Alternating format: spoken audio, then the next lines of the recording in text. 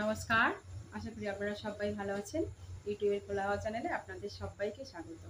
তো আজকে একটা বিশেষ দিন, কেননা আজকে সেই বিপ্লবী কবি কাজী নজরুল ইসলামের জন্মজয়ন্তী ২৬শে মে।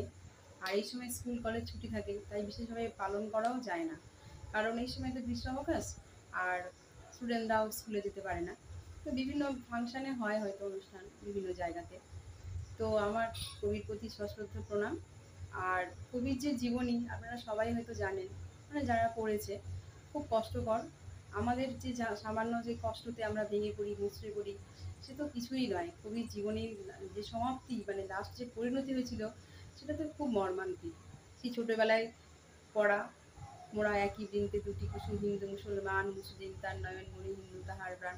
এই যে হিন্দু মুসলিমদের মধ্যে যে একটা সম্প্রীতি বোধ গড়ে ওঠা, তখন থেকেই যেন মনে মনে একটা মিলেছে যে সত্যি এই কবিতাটার এত গুঁড়ো মানে অর্থ, সেটা তো বলাই যায় না।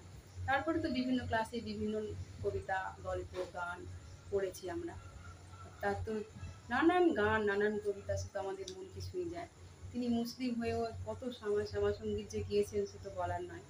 আপনারা জানেন, আর সে আমাদের মনকে ছুঁয়ে যায়। কত রকমের ভক্তি, কত রকমের তার মানে সেই যে আবেদন রয়েছে, আরতি রয়েছে, সে তো বলার নয়।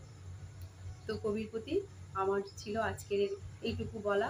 আর যদি কখনো কোথাও অনুষ্ঠান হয় বা ফাংশন হয়, তো সেখানে যদি নিমন্ত্রণ করে যাব।